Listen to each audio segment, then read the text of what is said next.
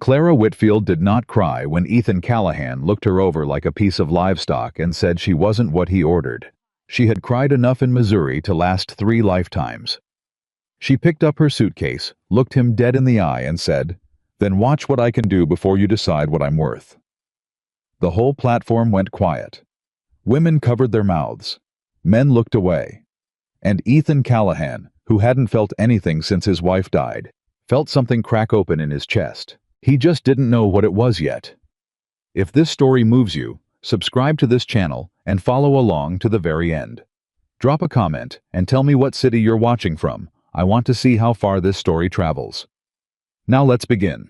The letter had taken 11 days to reach Hattie Mills in Jefferson City, Missouri, and another 6 days before Clara Whitfield read it, sitting at the edge of a stranger's kitchen table, with her coat still on, because the house she'd been boarding in didn't have enough wood to heat more than one room at a time. It wasn't a long letter. Men like Ethan Callahan didn't write long letters. He'd stated his terms the way a man states the terms of a cattle contract, clearly, without sentiment, without apology. Widower. 2 children, 8 and 6. Ranch in Harlan Creek, Montana Territory. Require a capable woman to manage the household and assist in raising the children. Must be educated. Must be in good health. Age preferred between 20 and 26. Respond to the agency if interested. Clara had read it twice. She was 32 years old. She had spent the better part of a decade nursing other people's sick relatives, teaching other people's children, their alphabet scrubbing other people's floors until her knuckles split in the cold. She had buried a mother, a father, and a baby brother in the space of 4 years. She had never been called beautiful by anyone whose opinion carried weight. She wrote back the same night. She did not tell the agency her exact age. She told them she was experienced, capable, available immediately. 3 weeks later, she was on a westbound train with $62, a small leather suitcase, one good dress she'd taken in twice at the waist, and the quiet, stubborn belief that somewhere in this country there was a place where the word stay didn't sound like a punishment. Montana hit her like a wall of cold. The train pulled into Harlan Creek on a gray Tuesday morning in March of 1884, and Clara pressed her forehead against the window glass and looked at the town below the ridge, a scattering of buildings along a wide mud street, smoke lifting from stone chimneys, horses tied at rails outside a dry goods store, and a 2-story saloon. It looked like every other frontier town she'd seen described in newspapers, except smaller. More tired. Like a man who'd been working since before sunrise and hadn't rested yet. She smoothed her hair, straightened her collar, picked up her suitcase, and walked off the train into the worst moment of her life. I was standing at the far end of the platform, and she recognized him from the description the agency had forwarded. Tall, dark-coated hat, pulled low. Jaw set like a man waiting for something he expected to disappoint him. He had broad shoulders and wore his grief the way some men wear a coat. They've had too long. It fit him too well, shaped itself to his body, and he'd stopped noticing the weight of it. There were other people on the platform. A station master. 2 women in good coats watching from near the depot wall. A young man loading freight who stopped working when Clara stepped down. Ethan Callahan looked at her. She watched his face go through several expressions in the space of 2 seconds. Anticipation, confusion, then something harder. Something that settled into the lines around his mouth like a decision already made. He walked toward her, stopped 3 feet away, looked her over from the top of her plain brown hat to the scuffed toes of her boots. His eyes came back to her face and stayed there, but not the way a man looks at a woman he's glad to see. "You're from the agency," he said. It wasn't a question. "I am," Clara said. "Clara Whitfield, from Jefferson City." He said nothing for a moment. Then he said, "The agency was supposed to send someone younger." Clara held his gaze. Her hand tightened slightly on the handle of her suitcase. "They sent someone capable." "I specified an age range." "You specified a need," she said. 2 children, a household, a working ranch. I can meet every one of those needs, Mr. Callahan." His jaw tightened. He glanced toward the women near the depot wall who were watching with the focused attention of people who would have something to discuss over supper. He looked back at Clara. "This isn't what I ordered," he said. He said it quietly, but there was nothing quiet about the words. They landed the way a door slamming. Lands, the sound was brief, but everything shook. Clara did not flinch. She had been told worse things by people who'd known her longer. Then perhaps, she said, you should judge what I can do before deciding what I am worth. She held his stare for 1 second. 2, 3. And then Ethan Callahan turned and walked toward the street, and after a breath, just one breath, Clara Whitfield picked up her suitcase and followed him. Because she hadn't come this far to go back. The wagon ride to the Callahan Ranch took 40 minutes along a rutted track that climbed out of town and wound through scrub grass and low pine. Ethan drove without speaking. Clara sat beside him on the bench and watched the land open up around her, and said nothing either, because there was nothing to say that would land well right now, and she understood enough about grieving men to know that silence was sometimes the smarter mercy.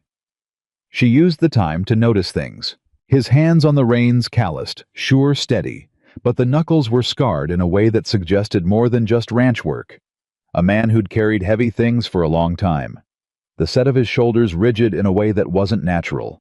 Like he was bracing for impact that kept not coming, and the bracing had become so habitual he'd forgotten how to stop. The way he looked at the ridge to the east once, just once quickly, and looked away, and whatever was up there on that ridge meant something. He wasn't prepared to think about with a stranger sitting beside him. She said nothing. He said nothing. They arrived at the ranch just after noon. The house was 2 stories solid, built with genuine craftsmanship that had been neglected into shabbiness. The porch sagged at one end. The window on the upper left was boarded over. The yard held the particular kind of clutter that accumulates when someone has stopped caring enough to clear it. Not filth exactly, but a slow slide toward ruin. Rusted tools leaned against the fence. A pile of broken fence posts. 3 wooden buckets stacked crookedly near the well, one of them split down the side. A woman in her 50s came out from the house as the wagon pulled up. Wide-set, sturdy graying hair, pinned back apron over a dark dress. She looked at Clara with an expression that was not unfriendly exactly, but was measuring. "This is Mrs. Harmon," Ethan said, climbing down from the wagon. "She's been managing the house since my wife passed. She'll be returning to town now that you're here." Mrs. Harmon looked at Clara. Something moved across her face, sympathy maybe, or recognition. "You'll want to come inside," she said. Clara climbed down herself because Ethan had already turned toward the barn. She followed Mrs. Harmon through the front door and stood in the entrance hall and let it land the full weight of the house around her. It was not dirty. Mrs. Harmon had kept it clean enough. But it was cold in a way that had nothing to do with temperature. The walls held no color. The curtains were drawn. The furniture sat in the arrangements of a different life, a life that had belonged to a different woman, and nobody had moved anything, or added anything, or changed anything, as if changing even one small thing might mean admitting that the woman who had arranged it was not coming back. "The children are at the neighbors," Mrs. Harmon said low. "I'll bring them home this afternoon. I should tell you." She paused, selected her words. "Noah is 8. He's been angry for 2 years. He bites quick and he holds a grudge. He's tested every woman who's set foot in this house." "How many have there been?" Clara asked. 3, before you." She folded her hands. "None of them lasted more than 2 weeks." Clara looked at the entrance hall, at the cold hearth at the far end of the sitting room, at the faded spot on the wall where something had hung and been taken down. "And Lily." Mrs. Harmon's expression shifted. "Lily's 6. She barely speaks. Not since her mama died." She stopped, started again. "She used to sing, they tell me. All day long that child sang. She hasn't made a sound like that in almost 2 years." Clara set her suitcase down. "Thank you, Mrs. Harmon," she said. "I'll take it from here." Mrs. Harmon looked at her for a moment longer than was strictly polite, like she was deciding something. Then she nodded, picked up her coat and her bag from the chair by the door, and left. Clara stood alone in the entrance hall for exactly 30 seconds. Then she went and built a fire in the kitchen hearth, put water on to boil, found the neglected pantry, assessed what was in it, and started cooking. Ethan came back inside an hour later and stopped in the kitchen doorway. His expression was complicated, not softened exactly. But something in it had shifted slightly, like a man who'd prepared for a particular fight and found the room rearranged. The kitchen was warm. The smell of something cooking moved through the house in a way it probably hadn't in months.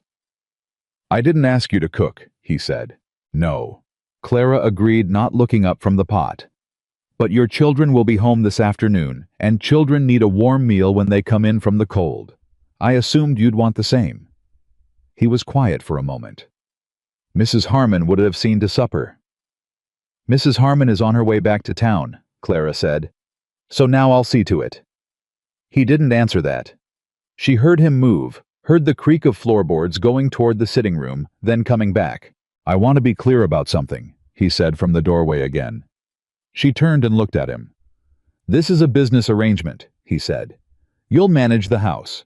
You'll help with the children. That is the extent of this. I don't want—" He stopped. His jaw worked. "I don't want anything more than that." "I didn't come for anything more than that," Clara said. They looked at each other across the kitchen.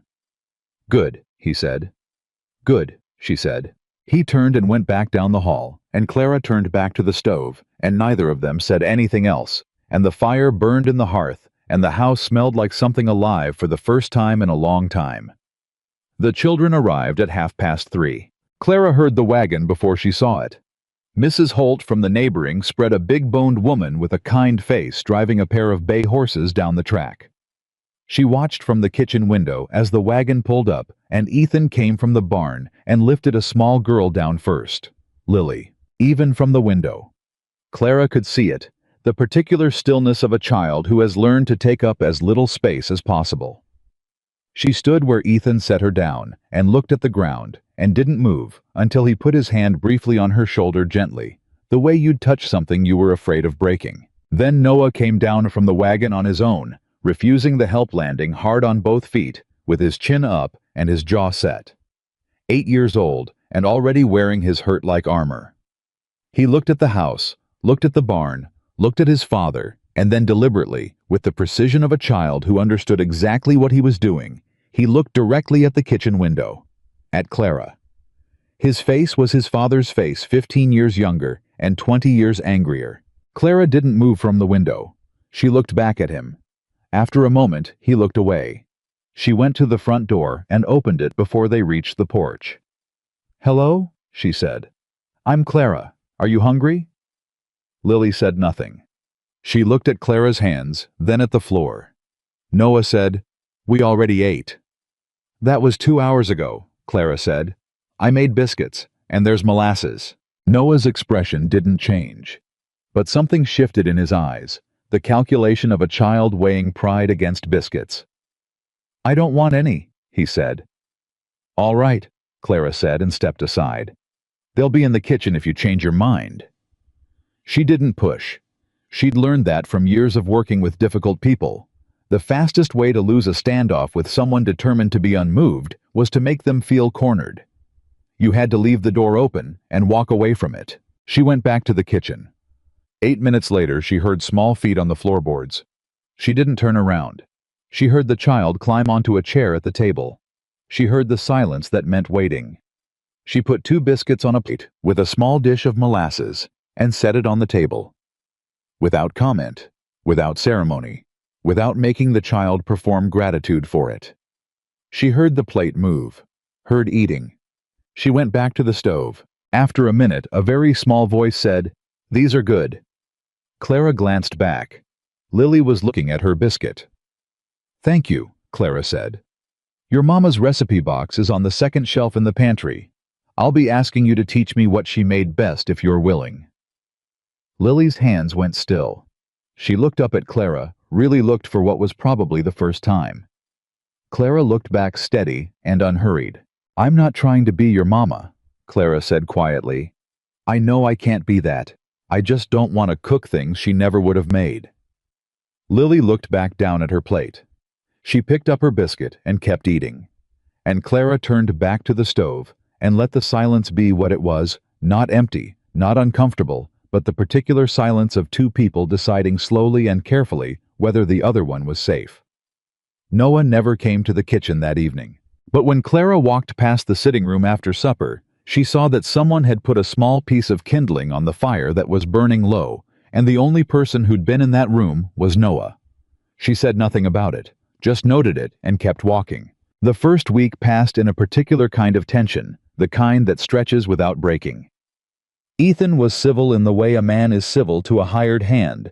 He hasn't decided he respects yet. He was at the table for meals, said little ate what was put in front of him, and excused himself quickly afterward. He directed his conversation almost entirely to the children, or to the ranch hand, a wiry older man named Clem, who had been with the Callahans for 12 years, and who regarded Clara with the neutral wariness of a man who had seen people come and go and had learned not to invest too soon. Noah tested her every day. He left mud on the floors she'd just washed. He fed his supper to the dog when he thought she wasn't watching. He came in late and wet from the rain on purpose, and then shrugged when she asked why he hadn't come when she called. He asked her pointed questions designed to embarrass whether she'd ever been married, whether she had children of her own, whether she'd been turned down by other men before she came here. Clara answered everything directly, without shame and without venom. "No, I've never been married. No, I haven't got children of my own. I imagine I've been turned down by several people for several things over the years. That's just life." He watched her with calculating eyes, waiting for the thing that would reveal her. On the 5th day, he said, "The last woman they sent stayed for 9 days. Before that, 2 weeks. Before that, 11 days. None of them stayed. Why do you think you're different?" Clara set down the mending she was working on and looked at him. "I don't know that I am," she said. He blinked. He'd expected argument. "What I know," she continued, "is that I didn't come this far to turn around. What I know is that this house needs someone who'll stay. What I know is that whether or not I'm different isn't a thing I can prove with words." She picked up the mending again. "So I'm not going to prove it with words," she said. "I'm just going to stay. And we'll see." Noah stared at her for a long time. Then he went upstairs. He didn't bother with the mud the next morning. Lily was the slower thaw, but the deeper one. Clara found the recipe box on the second shelf in the pantry, exactly where she'd said it would be. It was a wooden box with a small brass latch, and the cards inside were written in a hand that was careful and unpracticed. A woman who had taught herself to write as an adult, or close to it. The handwriting was round and deliberate, and in some places the ink had smudged where a hand had rested on the wet letters. Clara brought the box to Lily on the 4th afternoon.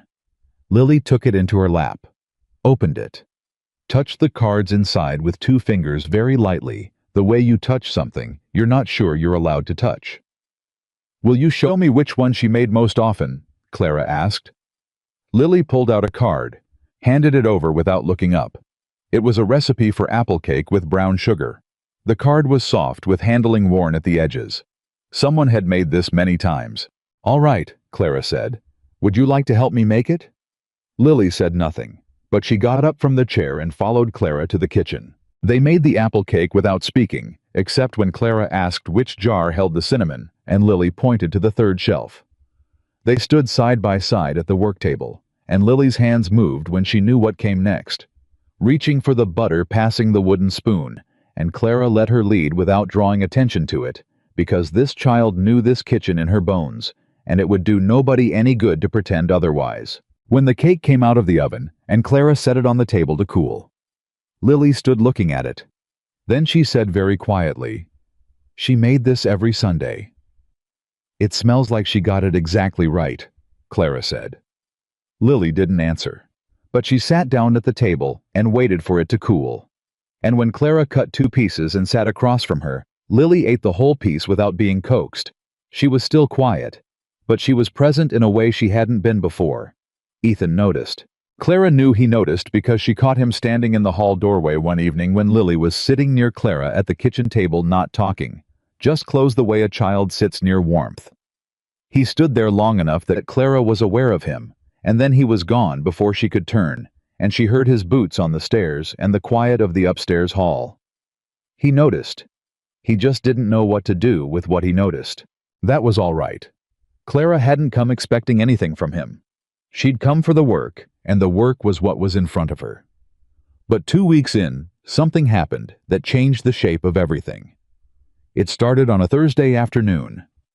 Clara was in the side yard hanging wash when she heard a sound that stopped her cold. Not a cry, not a scream, but a sound with no good explanation, the kind of thud and then silence that the body understands before the mind does. She was running before she knew she was running. Around the corner of the barn past the fence. The ladder from the hayloft was on the ground, and Lily was on the ground beside it, not moving. Lily. Clara dropped beside her. Her hands went to the child's face, her neck, her wrists. Lily, talk to me. Nothing. Lily. She pressed her ear to the child's chest, heard the heart beating. Thank God, and put her hand flat on the small rib cage and felt it rise. Clara. It was Clem coming from the far corral. I heard a... He stopped when he saw. Get Mr. Callahan, Clara said. Her voice was flat and controlled, and she was already looking at the child, checking head neck, the way the limbs were lying, searching for wrongness. Right now. Clem ran. Lily's eyes fluttered open. They were glassy, confused. She tried to move. No. Clara's hand went firm on her shoulder. Stay still, sweetheart. Don't move until we know you're not hurt. The child's voice was barely a breath. I wanted to see the cat. She had her kittens up there. I know, Clara said. I know. You can see them later. Stay still for me. Ethan arrived at a run that broke into a stumble when he saw his daughter on the ground. The sound that came out of him was not a word. He was beside her in 2 strides, and Clara moved back enough to give him room, but not enough to leave. She fell from the hayloft ladder. Clara told him steady. Her heart is beating. She's breathing. Her eyes are responsive. She tried to move and I stopped her. We need to check for broken bones before she sits up. Ethan's hands were on his daughter's face, his throat working. Lily baby. Papa. Her voice was small but clear. He pulled in a breath that shook. Can I move my legs? Lily asked. Clara looked at her. Try moving just your toes first. Just your toes. Lily's face went concentrated. They're moving. Good. Now the fingers. Both hands. Fingers moved.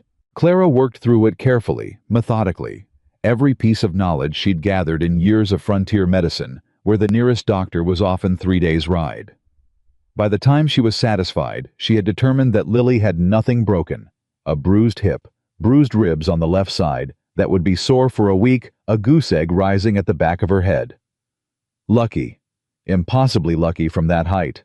She said as much to Ethan calmly. I didn't look calm. He looked like a man standing on the edge of something he'd already almost fallen off of once before. Can I lift her? He asked. Slowly, Clara said. Support her head. He lifted his daughter with a gentleness that was almost unbearable to look at, the gentleness of a man who had learned not to show it everywhere else and could only give it to this one small person without defense. He carried her to the house. Clara followed and went ahead of him up the stairs to pull back the covers on Lily's bed to bring water to find the cloth she would need to get everything ready before he arrived with the child in his arms. She worked efficiently and quietly, and Ethan watched her from across the small bedroom, his daughter settled against the pillow, watching Clara's hands. You knew what to do, he said. It wasn't quite an accusation, and it wasn't quite a compliment. It was the observation of a man recalibrating. I've tended sick and hurt people for most of my adult life, Clara said, wringing the cloth. Families on the frontier don't always have a doctor within reach. You learn what you can. He was quiet. She needs to be watched tonight, Clara said. The knock on her head, she shouldn't sleep too deep for the first few hours. Someone needs to check on her every hour. I'll do it, he said. I'll take the second half of the night, Clara said. You won't be any good to this ranch on no sleep. He looked at her. She looked back at him, the same direct way she'd looked at him on the platform, not challenging him, not soft-pedaling, just present, just honest. Something moved through his expression that he didn't entirely succeed in hiding. All right, he said. That was the first time Ethan Callahan agreed to anything Clara Whitfield suggested. It wouldn't be the last. She sat with Lily through the small hours of the morning in the chair pulled up to the bedside, speaking quietly when the child stirred. At some point around 2 in the morning, Lily opened her eyes fully and looked at Clara in the lamplight. "You stayed," she said. "I told you I would," Clara said. Lily looked at her for a long moment. Her eyes were more awake than they'd been all evening, and there was something in them, some careful, watchful thing that was older than 6 years, had any right to be. "Mrs. Harmon used to say things too," Lily said, "before she went back to town." "I know. The others said things too." "I know that too." Lily looked at the ceiling. "But then they left." "Yes. So why should I believe you?" Clara was quiet for a moment. The lamp flickered. Outside, the wind moved through the grass on the ridge. "I don't know that you should," Clara said. "Not yet. I think trust is something you earn over time, and I haven't earned much of yours yet. That's fair. All I can tell you is that right now tonight I'm here, and I'm not going anywhere." Lily was quiet. "Okay," she said finally. "Just that. Just okay." She closed her eyes again, and Clara sat with her, and the house was quiet around them, and somewhere down the hall, Ethan Callahan lay in his bed and listened to the silence, and thought about a woman he had told in front of the whole town that she was the wrong one. He thought about how she had looked at him when he said it. He thought about her with his daughter tonight, the steadiness of her, the knowledge in her hands, the way she'd spoken to Lily, like the child was a full person, deserving of explanation and honesty. He thought about what it felt like to not be alone in the worst moments. He had forgotten what that felt like. He lay there for a long time in the dark, and for the first time in nearly 2 years, something in his chest that had been locked down and set in iron began not to open, not yet, nothing so large as that, but to shift. Just barely. Just enough. To know that something was still alive in there. That was all. That was enough for now.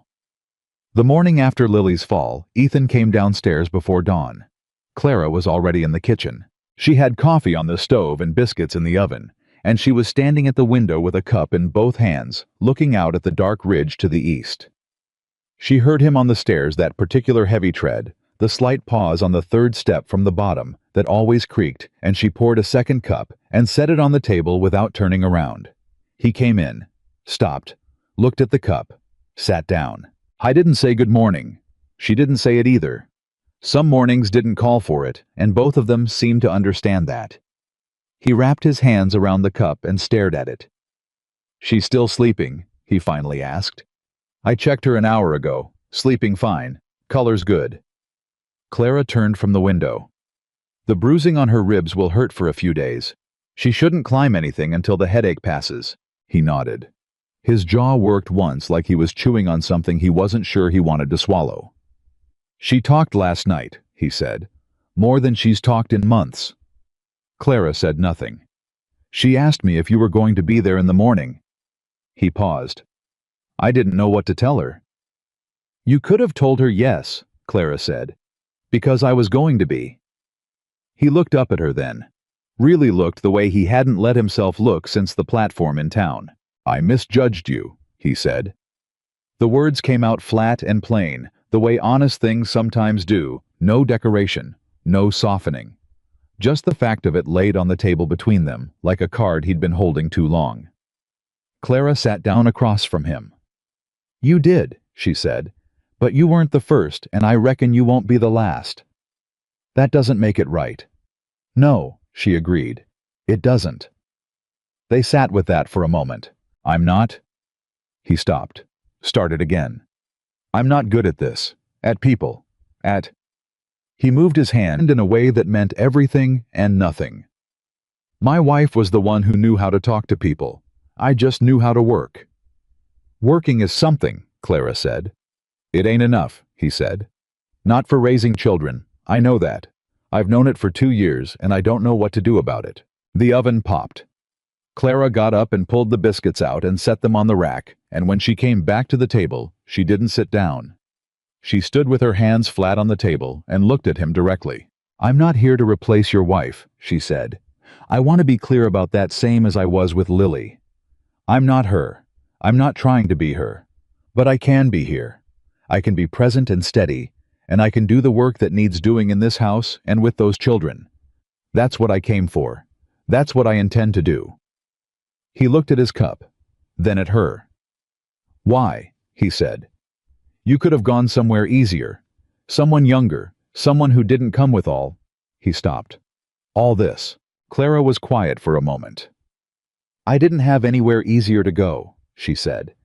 "And easy was never the thing I was looking for." She pulled out the chair and sat back down. "What I was looking for," she said, "was a place to be useful, a place where staying mattered. I've spent a long time in other people's houses doing other people's work, and then moving on when the work was done, or when they decided they didn't need me anymore. I'm tired of that." He was watching her.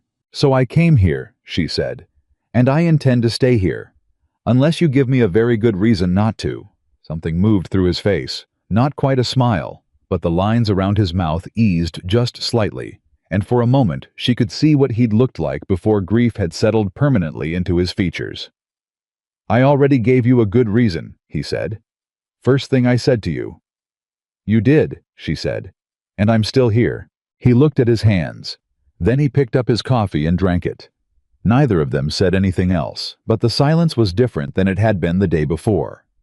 It was the silence of two people who have said the important things and are resting on the other side of them. Noah came downstairs at 7 with his suspenders half-fastened and his hair uncombed and stopped dead in the kitchen doorway when he found both Clara and his father at the table.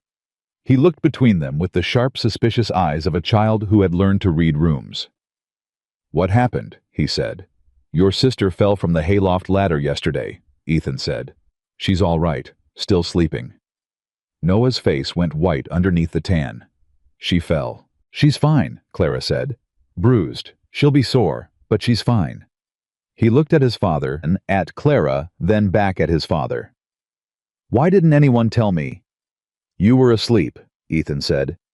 "There was nothing for you to do." "She's my sister." His voice cracked on it, that particular crack of a boy who is almost old enough to hide his feelings and not quite there yet. "I should have known," Clara said. "You're right. We should have woken you. I'm sorry." He blinked. He'd clearly been ready for an argument and didn't know what to do now that it hadn't come. "Can I go see her?" he asked. "Let her sleep another hour," Clara said. "Then yes, and take her up a biscuit when you go. She'll be hungry when she wakes." He looked at the biscuits on the rack. He was still trying to be difficult about things, but there was a particular expression on his face, the expression of a boy whose armor has developed a crack and who isn't sure what to do about it. "Fine," he said. He sat down at the table. He didn't say anything else, but he was present in a way he hadn't been at any meal since Clara had arrived, not looking for exits, not calculating his next act of defiance. Just sitting there, his face pale with the relief of learning his sister was all right, and it made him look exactly his age for the first time. Clara put a plate in front of him. He ate without a word. Ethan watched his son from across the table, and something in his expression was complicated pride maybe, and sorrow, and the particular helplessness of a parent watching a child carry more weight than a child should carry, and not knowing how to take it from him. Clara saw it. She said nothing, but she filed it away. The week that followed changed the texture of life on the Callahan Ranch in ways that were hard to name, but impossible to miss. Lily healed slowly, and then quickly, the way children do. And by the 4th day, she was following Clara around the kitchen with proprietary interest, pointing out where things belonged, and correcting Clara's placement of the flour tin with the authority of a 6-year-old who has decided someone is finally worth instructing. "Mama kept it on the left shelf," Lily said. "Then that's where it goes," Clara said, and moved it. Lily watched her do it. Then she said, "You can braid hair." "I can." "Mama used to braid my hair every morning." She said it simply, without the weight you might expect, the way children sometimes state the most enormous facts as though they're ordinary. "With the blue ribbon." "Do you know where the ribbon is?" Lily's face scrunched. "In the upstairs drawer, the small one." "Go get it," Clara said. "And bring your brush." Lily went. She came back in 3 minutes with a faded blue ribbon and a hairbrush that still had some of her mother's hair caught in the bristles. She handed both to Clara without looking at the brush, but Clara saw that she knew what was there. She'd made a decision about it. Clara sat on the kitchen stool, and Lily stood in front of her, and Clara brushed her hair with long, slow strokes, working from the ends up the way you do with a child's hair, and Lily stood very still. "Is it like hers?" Lily asked. "Tell me how she did it, and I'll try to match it." Lily described it haltingly in the way of someone accessing a memory they've been protecting, the way you breathe around a bruise. 3 sections. The left over the middle, then the right, then the left again, keeping the outside sections equal. Clara followed it exactly. When she tied the blue ribbon, she said, "Look in the glass and tell me if I've got it right." Lily went to the small mirror in the hallway. She stood there for a moment without moving. Then she turned around, and her face held something Clara hadn't seen on it before. Not happiness exactly. Something quieter and harder to come by than happiness. Recognition. "It's right," Lily said. Clara nodded. "Good. Then that's how we'll do it." From the hallway, Noah watched. He'd been lurking near the doorway in the way of older siblings who want to see something without being caught wanting it. Clara caught the edge of his shadow on the floor, but didn't turn around. She heard him move away. Later that afternoon, she found him in the barn. He was supposed to be checking the water troughs, but he was sitting on a hay bale with a stick in his hand, drawing lines in the dirt floor. He looked up when she came in, ready to be caught at something. "I'm done with the troughs," he said preemptively. "I know," Clara said. "I could see from the house." She sat down on the bale across from him. "I came to talk to you." He looked at the stick in his hand. "About what?" "About your sister." He looked up. "She's getting better," Clara said. "You've been good about checking on her. That matters to her." He shrugged. But the shrug was not as practiced as usual. "She's going to need to feel like things are normal again," Clara continued. "The best person to help with that is you. Not me, not your father. You." Noah was quiet. He turned the stick in his fingers. "She follow you around much?" Clara asked. "Before, all the time." Something shifted in his voice. "She used to come everywhere with me, before Mama died. After that, she just stopped. She didn't want to go anywhere." "She's starting to want to again," Clara said. "I've seen her watching you work." His head came up. "Tomorrow morning," Clara said. "When you go to feed the horses, take her with you. Let her help with something simple. Don't make a thing of it. Just let her be there." He stared at her. "She wants her brother back," Clara said simply. "And I think you want your sister back. So go get her." The silence stretched. Then Noah said, "You ain't like the others." "The other women they sent." "Yeah." "How so?" He thought about it. He was an honest boy. Underneath the anger, you could see it in the way he took questions seriously, the way he didn't reach for an easy answer. "The others tried to be nice," he said finally. "Like," he made a face. "Like they were trying real hard to make me like them.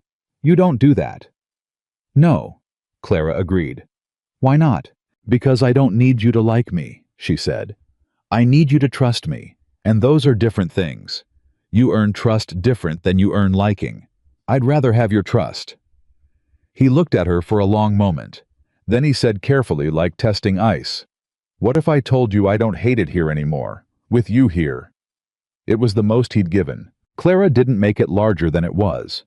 She didn't smile too broadly or say the wrong thing. She just nodded once, the way you nod when someone says a true thing. "That's a start," she said, and she got up and left him to it. But she was halfway to the barn door when he called after her. "Clara." She turned. He looked at the dirt floor. "I took 2 biscuits the first morning.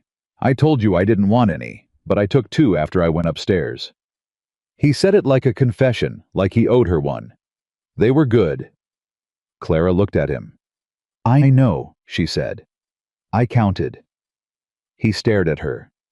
And then, for the first time since Clara Whitfield had walked through the doors of this house, Noah Callahan laughed. It was short and surprised, and a little reluctant, like a sound that got loose before he could stop it. But it was real, and it was everything. 3 weeks in the town started talking. Harlan Creek was not a large town, which meant that the business of the Callahan Ranch was by community consensus. everybody's business. Word had spread quickly about the woman Ethan had received from the agency. Two old people said that not what he'd asked for, staying out of stubbornness or desperation. The women who'd watched from the depot wall had particular opinions. Clara heard it from Clem first. He came in from town on a Wednesday with supplies and set everything on the kitchen table and stood there with his hat in his hands, looking like a man carrying something he didn't want to deliver. "There's talk," he said. "There's always talk," Clara said. "About you, about why you're still here." He turned his hat. "Some folks saying you're angling for the ranch, for Mr. Callahan's money." Clara set down what she was doing. "What do you think?" Clem looked at her squarely. "I think you've worked harder in 3 weeks than any woman in this town would work in 3 months, and you ain't done it for money. Money doesn't make a woman sit up through the night with a sick child. Not that kind of sitting up." "Then that's what you know," Clara said. "And that's enough." But it wasn't enough for everyone. 2 days later, Ethan came back from town with a set to his jaw that she'd learned to read. He came in and sat at the kitchen table and didn't speak for a full minute, and Clara let him have the minute before she sat down across from him. "What happened?" she asked. "Margaret Caldwell stopped me outside the feed store," he said. Clara knew the name. Margaret Caldwell was the widow of William Caldwell, who had owned the largest ranch in Harlan Creek before his death, and who had left his wife with an estate, a social position, and a personality that had not been improved by either. She had been pointed out to Clara in passing by Mrs. Holt, with the expression of a woman indicating a weather system. "What did she say?" Clara asked. Ethan's jaw tightened. "She said she was worried about my children, being left in the care of a woman nobody knows, a woman who arrived under false pretenses from the agency." "False pretenses? She said you misrepresented your age." Clara was quiet for a moment. She had known this would come eventually. "I didn't state my age directly," she said. "I stated my qualifications. That was the truth." "I know that." He looked at her. "I'm not accusing you of anything. What is Mrs. Caldwell accusing me of?" He was silent. "Ethan." She used his name for the first time. She watched him register it. "What is she saying?" He pushed back from the table, stood, went to the window and stood with his back to her. "She says a respectable woman doesn't travel hundreds of miles to marry a man she's never met unless she wants something he has," he said. "She says you knew I was a man of some means and you saw an opportunity." Clara absorbed that. "And what do you think?" she asked. He turned around. "I think," he said slowly, "that Margaret Caldwell has never worked a day in her life and wouldn't know a working woman if one stood in front of her on a train platform." He stopped. His expression was complicated. "I think I was the one who made assumptions on that train platform, and I think I've been trying to make up for it ever since without actually saying so." Clara looked at him. "You said so this morning. I said I misjudged you." "That's the same thing." "No," he said. "It's not." He came back to the table. He didn't sit. He stood with his hands on the back of the chair looking at her, and there was something in his face she hadn't seen there before.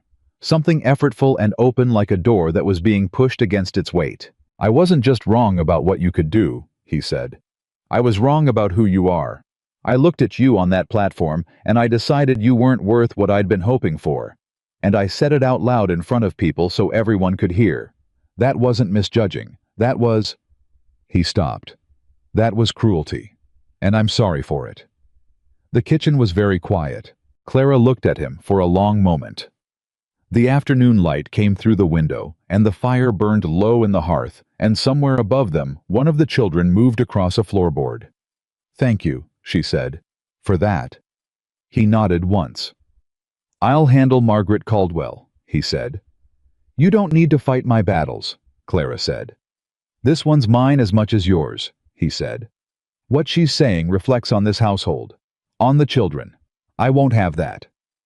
Clara didn't argue, but she looked at him after he left the kitchen and stood there for a moment in the quiet, and something in her chest did a thing she hadn't let it do in a very long time. It hoped. Just a little. Just the barest beginning of it. The way a fire starts, not with a blaze, but with a single ember catching in the cold. She turned back to the stove. She had supper to make. She made it. But the ember stayed lit. The confrontation with Margaret Caldwell happened 4 days later, and it didn't happen in town. It happened at the Callahan Ranch. Clara was in the yard when the buggy came up the track. A fine buggy, black lacquered with a driver in a good coat. Margaret Caldwell descended from it like a woman accustomed to descending from things while people watched. She was handsome, in the way of a woman who had always been handsome and had never had to think much about it. Tall, well-dressed, silver-haired, with the carriage of someone who has been the most important person in the room for so long that the posture had become involuntary. She looked at Clara. Clara looked back at her. "Mrs. Caldwell," Clara said, "is there something I can help you with?" "I came to speak with Mr. Callahan."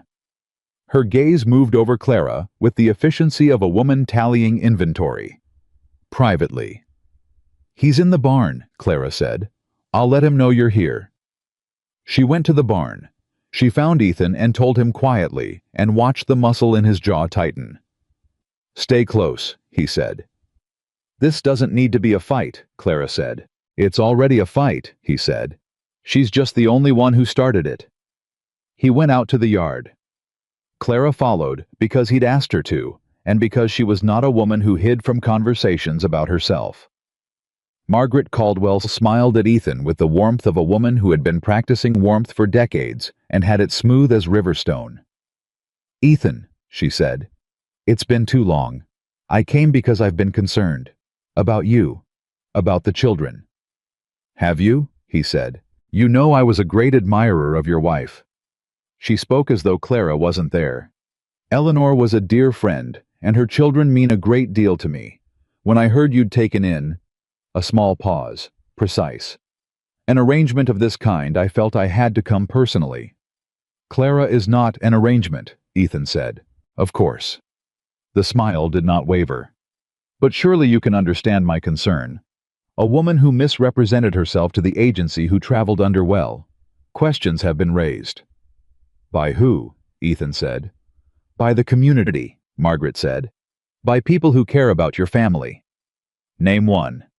The smile flickered, just for a second. Then she turned to Clara, and the smile dropped entirely, and what was underneath it was not unkind exactly, but it was honest in the way only condescension can be. "You seem like a capable woman," she said.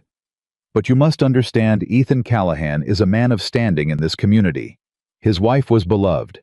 His children are known. What you are, what you represent, doesn't fit the picture of what this family needs." Clara looked at her. "And what do I represent?" she asked. Her voice was level. Not hard, not soft. Level. "A woman of no particular standing, no family connections in this territory, past the age when—" Margaret stopped, adjusted.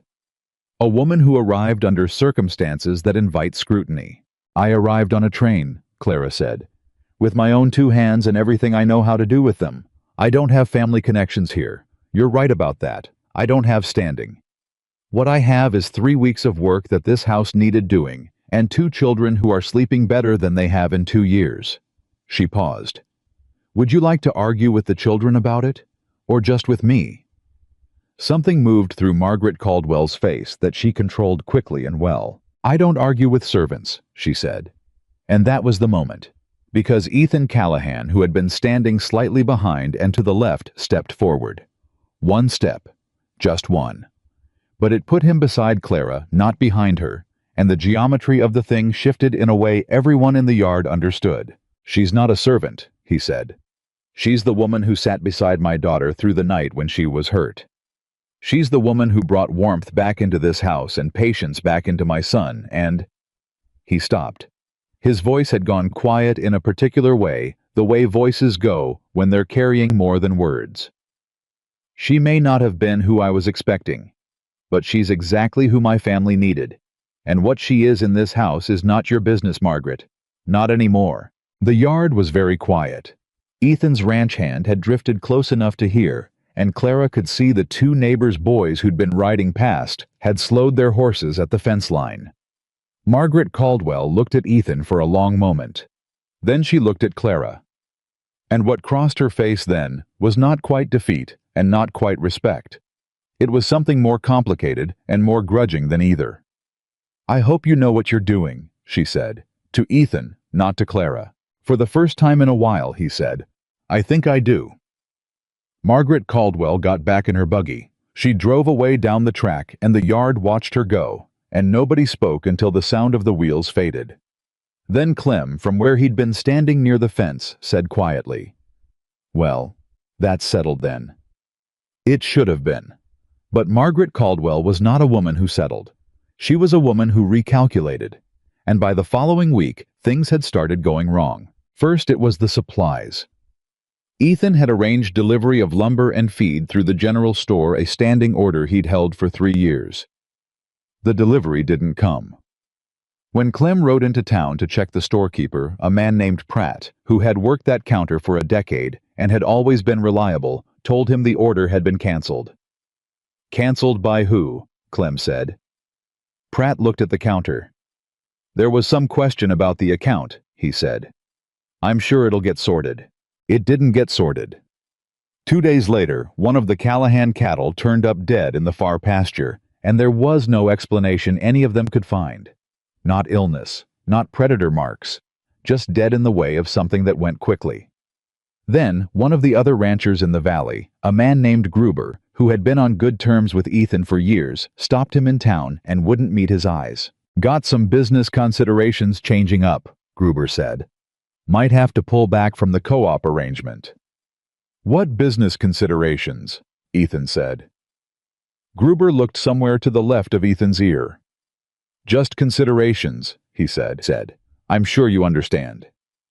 Ethan rode home and came in and stood in the kitchen, and Clara looked at him and knew immediately that something had changed.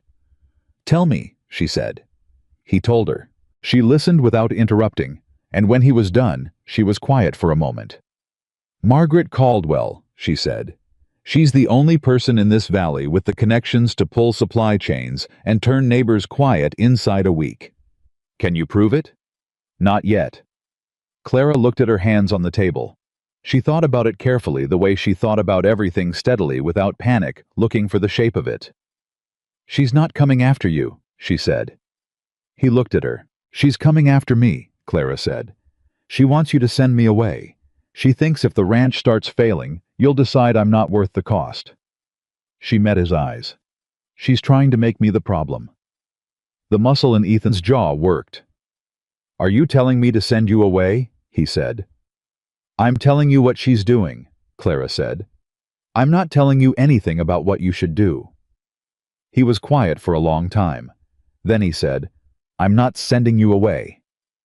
Clara held his gaze. "Then we need to figure out what's actually going on," she said. "Because I don't think this is just about me." She was right, but she didn't know yet how right. The truth of it was larger and darker and more complicated than one woman's wounded pride, and it was going to take all of them, every last Callahan and Clara Whitfield, standing among them, to dig it out into the light where it could be dealt with. But that night, none of that was visible yet. What was visible was this. Ethan Callahan sat at his kitchen table across from a woman he had told on a train platform in front of witnesses that she was not what he'd ordered. And she was still here. She was still here, and she was thinking hard about how to save his ranch. And downstairs, his children were sleeping better than they had in 2 years, and somewhere outside in the dark, Margaret Caldwell was recalculating. And Clara Whitfield was already 3 steps ahead of her. She just didn't know the full cost of those steps yet. None of them did. But she wasn't going anywhere to find out. She was already home. The first sign that things were worse than they'd thought came not from town, but from the land itself. Clem found it on a Monday morning, 3 sections of fence along the east pasture cut clean through. Not broken, not weather damage. Cut. The kind of cut you make with wire snips and intent at a time of night when no honest man is working a fence line.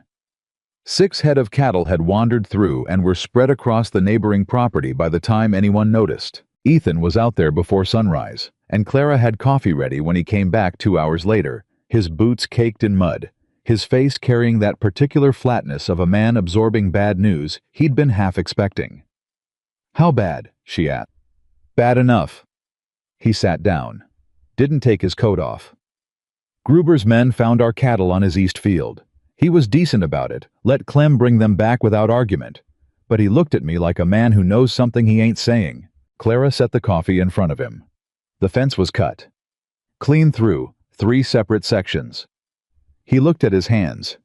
That's not mischief. That's a message. From who? He looked up at her. They both already knew the answer. But saying it meant committing to it, and committing to it meant doing something about it, and doing something about it had consequences. Neither of them had fully mapped yet. Margaret Caldwell doesn't do her own dirty work, Clara said. Who does she use? Ethan was quiet for a moment. Her late husband had a man, Royce Harden, handled things that needed handling quietly. After William Caldwell died, Harden stayed on. His jaw tightened. Nobody's ever been able to prove anything about anything Royce Harden has ever done. Has he done things that needed proving? 3 ranchers in this valley sold out in the last 5 years, Ethan said. All 3 of them had trouble in the months before they sold. Supply problems, livestock, neighbor disputes that came out of nowhere. He paused. All 3 sold to Margaret Caldwell at prices below what the land was worth. Clara sat down slowly. She looked at him. She's been doing this before. I think so. I couldn't prove it before because I wasn't looking. I had no reason to look. He met her eyes. Now I do. How much trouble can she make before it cost you the ranch? He thought about it honestly. 2 bad seasons back to back already. If we lose significant cattle, if the supply lines stay shut, if I can't get the lumber for the barn repairs before winter. He stopped. Maybe 3 months. Maybe 4. Clara absorbed that. She kept her face steady, because panic was a luxury, and this was not the moment for it. Then we have 3 months to stop her, she said. Clara. Ethan. She said his name the way she'd learned to say it level direct with just enough weight to make him stop and listen. I'm not leaving. We've already established that. So the only question is, what we do next. And sitting here measuring how bad it can get doesn't help either of us. He looked at her for a long moment. Something passed through his face, not quite admiration, not yet, but the predecessor of it. The thing that comes before admiration when a man is surprised by someone and doesn't entirely know how to say so. There's a man in town, he said finally. Retired circuit judge, Harlan Beckett. He knows things about the law in this territory that nobody else does, and he's got no love for the Caldwell name. William Caldwell cheated him on a land deal 20 years ago, and Beckett has a memory like a steel trap. He paused. I've been avoiding going to him because going to him means this becomes official. Becomes a thing I'm fighting instead of a thing that might just stop. It's not going to stop, Clara said. No, he said. It's not. Then go see the judge. He nodded, slowly, like a man who has just walked through a door he can't walk back through. I'll go tomorrow, he said. He went. But tomorrow had something to say first. That evening, Noah came in from the barn with a split lip and blood on his collar, and the look of a boy who'd been in a fight he wasn't going to apologize for. He come through the door and was across the kitchen before he got 2 steps in. Sit down, she said. I'm fine. You're bleeding on my clean floor. Sit down. He sat. His jaw was set in the way of his father's jaw when Ethan was bracing for criticism, and Clara noticed it with the part of her mind that kept track of such things. She brought the cloth and the water and sat across from him and started cleaning the cut above his lip. Who? She said. He didn't answer right away. She waited. Harlan Jr., he said. Margaret Caldwell's nephew. He was at the feed store with 2 of his friends. He pulled slightly away from the cloth. They said things. About... His eyes came up to hers. About you. Clara's hands went still. What things? She said. Said you were only here for Papa's money. Said you were... He stopped. His jaw worked.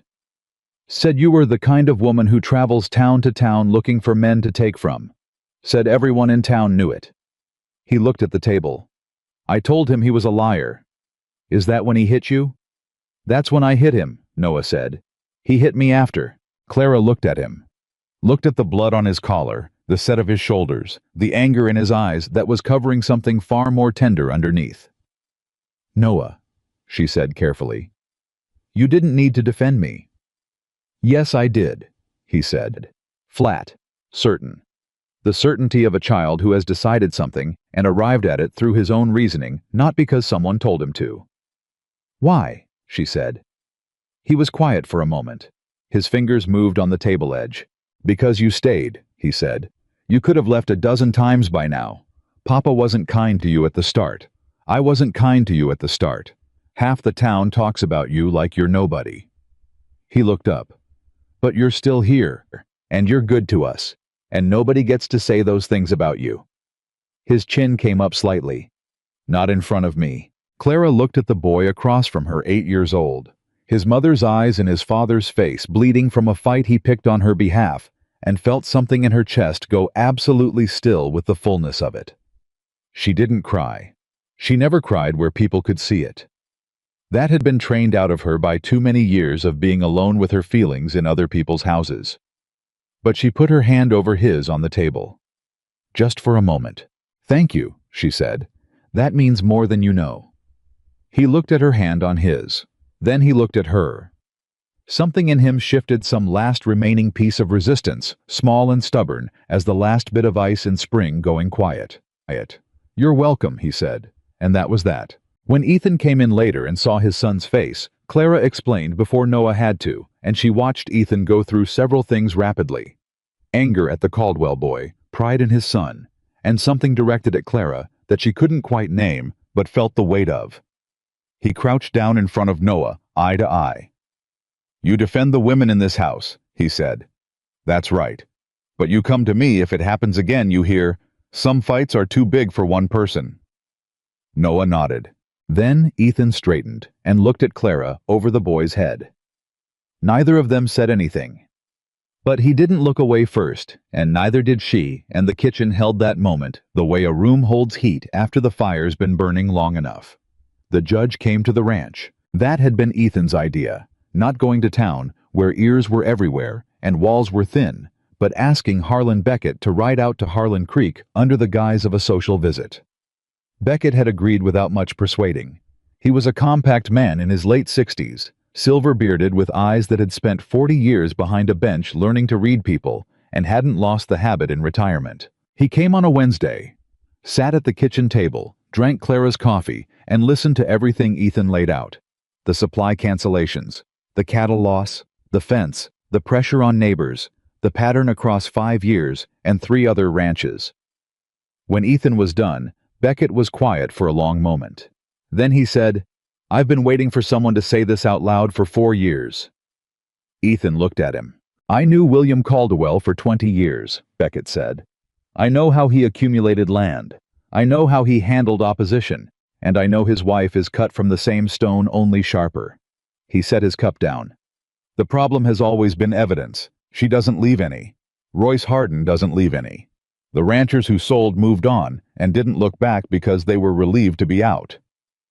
"So there's nothing to be done," Ethan said. "I didn't say that." Beckett looked at Clara. "You've been listening.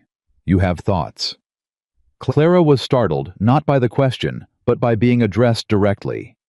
Men like Beckett didn't always ask women directly.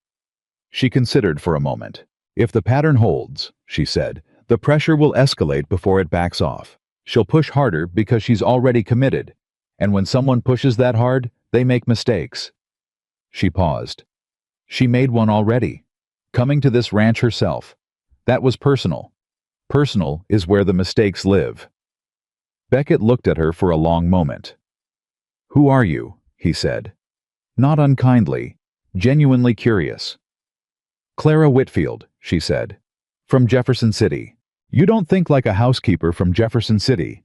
I think like a woman who has spent 12 years dealing with other people's problems and having to solve them quietly," she said. "When you don't have power, you learn to watch people who do. You learn how they move." Beckett nodded slowly. "The escalation," he said. "You're right. What form do you think it takes?" "She'll want witnesses," Clara said. "She's too careful to do something that can't be seen the right way." She won't just damage property. She'll do something that looks like it could be Ethan's own mismanagement. Something that makes people doubt him rather than doubt her. She looked at Ethan. Your reputation is the target. If people stop trusting you, you can't sell cattle at fair prices, can't get credit, can't hold the co-op together. The ranch fails without her ever having to lift a finger. The kitchen was very quiet. She's already started, Ethan said slowly. The story about Clara. The misrepresentation. Yes, Clara said. She's been working on your reputation since I arrived. I was the first tool. She said it without bitterness. I'm not the last. Beckett leaned forward. What do you need from me? Documentation, Clara said. Everything you know about the other 3 ranchers, every detail, and if there's any law in this territory that covers deliberate interference with a man's business. There is, Beckett said. It's not simple. It'll need evidence. Then we get evidence, Clara said. Ethan was looking at her in a way that she'd have to address later, that focused, unguarded look, like he was seeing the full shape of something he'd only glimpsed before. Later was later. Right now, there was work to do. The escalation came faster than any of them expected. It came on a Friday night when the valley was dark and the wind was high, and it came in the form of fire. Not the house, not the barn. The south haystack. The winter supply, and whoever had set it had timed it right, because by the time Clem smelled the smoke and came running, it had taken hold with the kind of commitment that fire has when it's been helped along. Everyone came. Ethan and Clem and Noah, who was out of bed and outside before anyone told him to be filling buckets and hauling water with the grim efficiency of a boy who knew that the hay burning was the winter's feed burning, was the cattle surviving winter, or not surviving, was everything. Clara was beside him. She worked through it without drama, without tears, without stopping. She hauled water until her arms screamed and her dress was soaked and her hands were blistered from the bucket handle. And she didn't stop because stopping was not a thing she was capable of when there was still something left to do. They saved the north stack. The south was gone. When it was over, they stood and looked at what was left. The sky was lightening at the edge with the first gray of early morning. Ethan stood a few feet away from Clara, his face black with smoke and tight with what he was feeling. He looked at her, at the state of her. Clara, he said. She looked at her hands. Really felt them now that the work was done. The blisters were bad. I'm all right, she said. You're not. He came to her, took her hands in his, turned them palm up and looked at the blisters with an expression that had nothing polite or restrained about it. Just a man looking at something that hurt him to look at. You didn't have to come out here, he said. His voice was low. This wasn't your job. This is my home, she said. He looked up from her hands. She looked back at him. This is my home, she said again, quietly, simply. The way you state the things that are most true, without decoration, without asking for permission. His hands were still around hers. He didn't let go. Ethan. Clem's voice came from a few yards off, and both of them looked up. Clem was standing holding something, a piece of metal blackened at the edges. A tin, or what was left of one. Found this near the base, where it started. Ethan took it, looked at it. Clara looked over his arm. Lamp oil, she said quietly. Yes, Clem said. The 3 of them stood there in the gray early morning, with the evidence of it in Ethan's hands, and what they were all thinking was the same thing. This was no accident. This was not careless. This was deliberate and targeted, and it had happened while his children were sleeping in the house 40 feet away. Noah was standing behind Clara. He'd heard. Papa, he said. His voice was tight in a way that Clara recognized the voice of a boy trying very hard to be a man about something that deserved to be frightened of. Ethan turned to his son. And he did something Clara hadn't seen him do yet, not in all the weeks she'd been watching. He pulled his son against him, both arms around the boy's shoulders, and held him there. Noah went rigid for exactly 2 seconds. Then his hands came up, and he held on, and he was 8 years old, and his father was holding him, and the south haystack was ash, and all of it was real, and none of it was a thing a child should have to know about. Clara turned away to give them that. She turned away and looked at the sky lightening in the east, and felt something large and quiet happening inside her. Something that was not grief and not happiness, but was the particular feeling of belonging to something, of being woven into a place, of knowing that the word home had stopped being a wish and started being a fact. She just didn't know yet how much it would cost to keep it. 3 days after the fire, the story changed shape in town. Clara heard it from Mrs. Holt, who drove out on a Tuesday, specifically because she had the kind of friendship with the truth that made her uncomfortable letting people operate without it. She came in and sat at the kitchen table and folded her hands and said, "There is a story going around town about the fire." "What story?" Clara said. "That the fire was your fault." Mrs. Holt looked at her directly. "That you were careless with a lamp. That Ethan has been covering for you because he's—" A pause. "Because he's become attached. And that an attached man can't see clearly." Clara was very still. "Who is saying this?" she said. "It doesn't matter who's saying it," Mrs. Holt said. "What matters is that people are listening, because people already had questions about you, and now they have a story that fits the questions, and people like a story that fits." She paused. "I know it isn't true. I want you to know that I know." "Thank you," Clara said. "But knowing and it mattering are different things." "Yes," Mrs. Holt said. "They are." After she left, Clara sat for a long time at the kitchen table. Lily came and sat beside her without being asked the way Lily did, now close and quiet with the particular radar of a child who had learned to track adult distress from a long way off. "Is something wrong?" Lily asked. "Some people in town are saying untrue things," Clara said. Lily absorbed that. "About you. About me." Lily picked up Clara's hand and held it in both of hers, the way you hold something you're being careful with. Her hands were very small. "Noah says people who say untrue things are cowards," she said.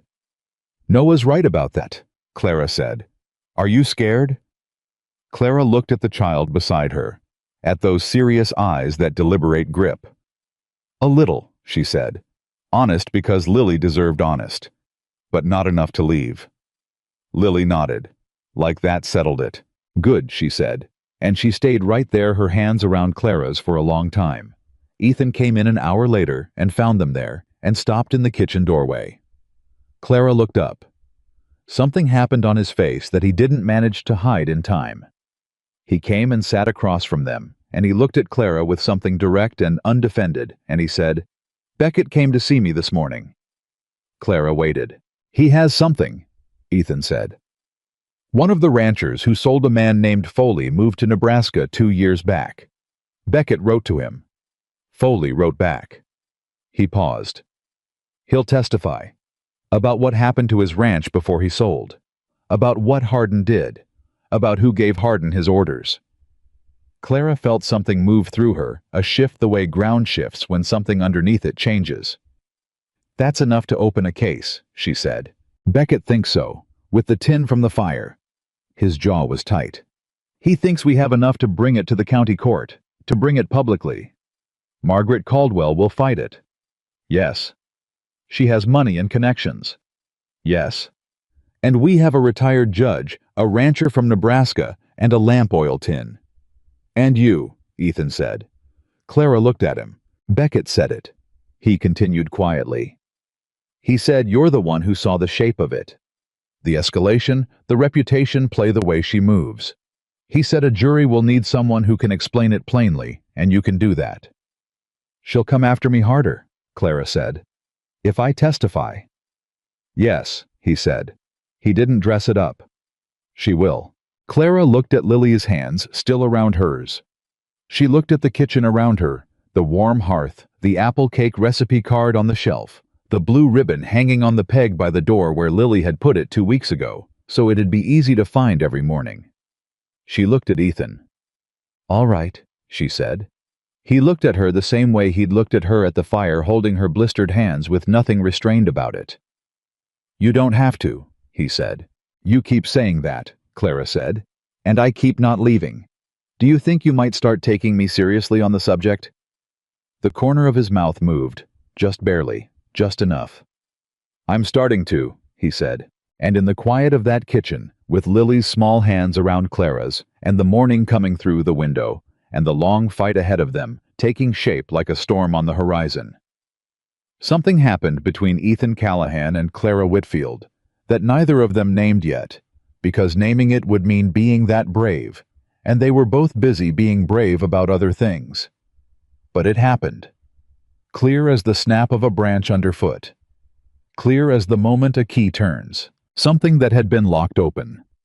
And Margaret Caldwell in her fine house with her silver hair and her hired man, and her 20 years of careful scheming, had no idea that the woman she'd been trying to drive out of Harlan Creek had just decided to burn the whole scheme down. Quietly. Methodically. With the steadiness of someone who has never in her life been given anything for free and knows exactly what it takes to hold on to something worth keeping. She was done being pushed. She was done waiting for things to stop. She had a testimony to prepare a judge who believed her and a family that had called her home. That was enough. That was more than enough. That was everything. The preparation for the hearing took 2 weeks. 2 weeks of Beckett riding out to the ranch every other day with papers and questions and the particular focused energy of a man who had spent 40 years building cases and had not forgotten how. 2 weeks of Clara sitting at the kitchen table after the children were in bed, going through everything, every date, every incident, every name, until the whole shape of Margaret Caldwell's operation was laid out in front of them, like a map of something ugly. It was ugly. The more they dug, the uglier it got. Beckett had written to the county land office and gotten the records on every property transfer in the Harlan Creek Valley over the past 7 years. 3 ranches sold to Margaret Caldwell at prices ranging from 30 to 40% below assessed value. 2 more sold to third parties men. Nobody in the valley knew who had then quietly sold on to Caldwell Land Holdings within 18 months. That was 5 ranches, 5 families who had left. "She's been building toward something," Clara said on the 9th evening, looking at the records spread across the table. "This isn't just accumulation. There's a specific piece she wants." Beckett looked at her. "Go on." "The water rights," Clara said. "Look at the properties. Every one of them sits on or adjacent to the Crane River tributary. If she controls all this land, she traced the shape of it with her finger. She controls the water access for the entire eastern valley." Ethan went very still across the table. Beckett sat back. "There's a railroad survey," Ethan said slowly. 2 years ago.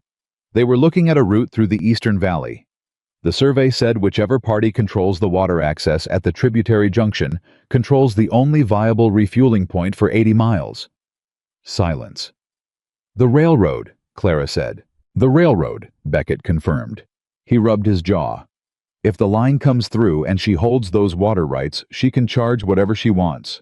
Every train, every rancher who needs that water, every town that grows up along that line." He looked at Ethan. "Your land sits right at the junction." Ethan looked at Clara. "This was never about me sending you away," he said. "No," Clara said. "I was just the excuse that was convenient." She was quiet for a moment. "She needs your land, Ethan. I just gave her a story to tell about why your judgment couldn't be trusted." The weight of that settled over the table. Then Beckett said, "This changes what we bring to court." "Yes," Clara said. "It's not just harassment and property damage now. It's conspiracy. It's deliberate economic coercion toward land acquisition." She paused. "And if the railroad contract is already in negotiation?" "It is," Beckett said. "I have a contact in Helena who confirmed it 3 days ago. The survey team returns in the spring." He looked at both of them. "She's running out of time. That's why the fire. That's why everything accelerated." "She's desperate," Clara said. "Desperate people make mistakes," Ethan said. He was looking at Clara when he said it, and there was something in his voice that was not quite a smile, but was the closest thing to warmth she'd heard from him in a context that wasn't about his children. "They do," Clara said. Beckett gathered his papers. "I'll file the formal complaint Monday. The hearing will be set within the month." He looked at Clara directly. "Your testimony is the linchpin. You understand what that means. It means she'll come at me with everything she has before I can say a word in that courtroom, Clara said. Yes. Good, Clara said. I'd rather have it in the open. Beckett looked at her for a long moment, that same look he'd given her the first time. The who are you? Look. And then he put on his hat and left. Ethan and Clara sat alone in the kitchen with the papers between them and the fire burning low. You're not afraid, he said. It wasn't quite a question. I didn't say that. You look it. I am afraid, she said. I'm just also decided. Those two things can exist at the same time. He looked at her for a long, unhurried moment. Clara, he said. She looked up. I need to say something. He stopped. Started again the way he started when the thing he needed to say mattered enough to get right. When you came off that train, I had a picture in my head of what I needed, what I'd asked for. And you didn't fit that picture, and I said so in front of everyone, and I... He stopped again. I've spent a long time thinking about what I actually need, what this family actually needs, and I was wrong. About what that was, about what it looked like. Clara was still. I was wrong about you, he said. Not just about what you could do, about who you are. You are the most capable, most honest, most... His jaw worked. You are the best person I have known in a very long time, and I'm sorry it took me this long to say it plainly.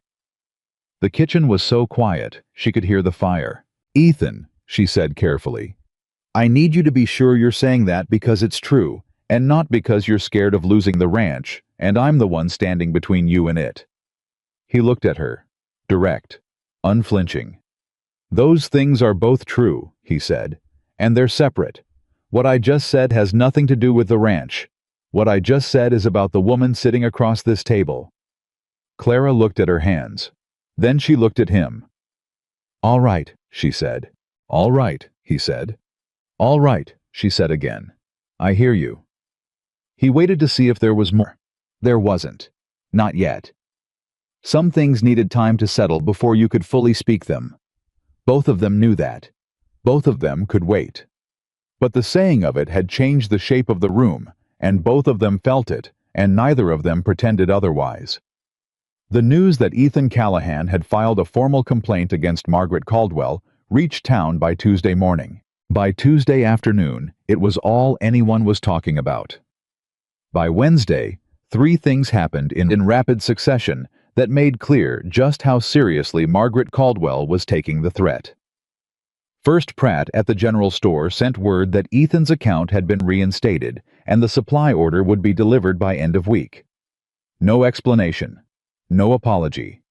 Just a quiet reversal, the kind you make when you've realized the wind has shifted and you'd rather be on the right side of it. Second, Gruber rode out to the ranch himself, hat in hand, and sat at the kitchen table and told Ethan that he'd been approached by Hardin 6 months back with a proposition pressure. Callahan encouraged him to sell, and there'd be a finder's fee when the land transferred. He'd said no, but he'd been scared enough not to say anything either. I should have told you then, Gruber said. He was looking at the table. I'm sorry I didn't. Why are you telling me now? Ethan asked. Gruber looked up. Because I heard what they're saying about this woman. About Clara. He glanced at her. And I've got daughters. And some things aren't right. He looked back at Ethan. I'll testify if Beckett needs me. Ethan nodded once. I appreciate it. After Gruber left, Clara looked at Ethan. That's 2 witnesses. 3, he said. Beckett confirmed this morning that Foley is willing to come from Nebraska. She knows, Clara said. She knows the case is building. That's why Pratt reversed the account. She's trying to make it look like there was never any problem, like it was all misunderstanding. Too late for that, Ethan said. Maybe not in her mind, Clara said. She might think if she removes the evidence of interference, the case falls apart. She doesn't know about Foley's letter. She doesn't know how much Beckett has. Good, Ethan said. Let's keep it that way. But the third thing that happened on Wednesday was the one none of them had planned for. Noah came home from school with a note from the school teacher. A young woman named Miss Aldrich, who'd been in Harlan Creek for 2 years, and who Clara had spoken to exactly twice, both times pleasantly. The note was short. Mr. Callahan, there have been complaints from parents about the influence your household arrangement may have on the children of this school. Until the matter of Miss Whitfield's background and intentions is formally resolved, I must ask that Noah be kept home. I am sorry for the inconvenience. E. Aldrich. Clara read it first because Noah had handed it to her, and she'd opened it without thinking, and for a moment, she just held it. Then she set it on the table face down. Noah was watching her. He'd clearly already understood the shape of it, even if he hadn't read the words. "What does it say?" he asked. "It says the school teacher has heard some things about me and isn't sure what to do with them yet," Clara said. Noah's face went tight. "She's keeping me home. For now." "That's not right." "No," Clara said. "It's not." "Are you going to fix it?" She looked at him. 8 years old, standing in the kitchen doorway, with his jaw set and his eyes hot with something that was half anger and half the specific hurt of a child who has just learned that the world is willing to take things from him because of someone else's choices. "Yes," she said. "But not today. Today I'm going to make supper. Tomorrow I'm going to go see Miss Aldrich." "I want to come," he said. "No." "Clara." "Noah." She said his name the way she'd learned to say it, with affection in it, but no give. "Some things a person has to do alone. This is one of them. I need you to trust me." He looked at her for a long moment. Then he said, "I do trust you," and he went upstairs. Clara stood in the kitchen for a moment after he was gone, the note face down on the table, and she breathed in slowly and breathed out, and then she turned to the stove and started making supper. When Ethan came in and she showed him the note, she watched his face go through 3 things very quickly. Shock, anger, and then a white-edged fury that was quieter and more dangerous than the loud kind. He reached for his coat. "Ethan," she said, "I'm going to see Aldrich." "You're not." She stepped between him and the door. Not blocking him, she was clear-eyed about the fact that she couldn't block a man that size if he truly wanted to move. She just stood there in front of him and looked at him until he looked at her. "You're not going. I'm going. In the morning. Alone." "She has no right." "She has the right that every scared person has," Clara said. She heard something and she reacted to it. "She's not Margaret Caldwell. She's a young woman who's been pressured by parents and doesn't know what's true." She held his gaze. "I can talk to her. I can't talk to her if you go tonight with that look on your face." He stared at her. "That look on my face," he repeated. "The one that says you're about to say something you can't take back." The silence stretched. Then slowly, he took his coat off. "You're the most aggravating woman I've ever met," he said. "Yes," Clara said. "But I'm right." The corner of his mouth moved. "Yes," he said. "You are." She went to see Miss Aldrich the next morning. The schoolhouse was empty, the children sent to recess early, which told Clara that Aldrich had been expecting her and had prepared for privacy, which told her that the woman had more self-awareness than the note had suggested. Miss Aldrich was 25 slight, with the careful posture of someone who understood she was young for her position and compensated with formality. She looked at Clara when she came in with the expression of someone who has said something they already regret and isn't sure how to manage the conversation that results. "Miss Whitfield," she said. "Mrs. Aldrich," Clara said. She sat down in the nearest chair because sitting said she wasn't here to fight. "I got your note. I'm sorry about the—" She stopped. "It was not my intention to—" "What did they tell you about me?" Clara said. Aldrich looked at her hands. "That you misrepresented yourself to the agency. That you may have had a hand in the fire at the Callahan Ranch. That your presence in the home creates an inappropriate example for the children of this community." Clara listened to all of it without reacting. "Do you believe it?" she said. Aldrich looked up. "I don't know you well enough to believe or disbelieve it," she said. "That's the honest answer." "All right," Clara said. "Then let me tell you what I know. I am 32 years old. I came from Jefferson City on a mail-order arrangement. I did not explicitly state my age to the agency because I knew I would be rejected without consideration if I did, and I knew I could do the work better than someone younger who'd never seen hardship. I have been in the Callahan household for 7 weeks. In that time I have cared for a child through an injury, managed a household that was falling apart, and helped Mr. Callahan begin legal proceedings against the person who set that fire. She paused. The fire that I allegedly set. Aldrich was very still. There is a formal hearing being arranged, Clara continued, before the county court. Evidence has been gathered. Witnesses are coming. The truth of what has been happening in this valley for the past 5 years will come out. She looked at Miss Aldrich directly.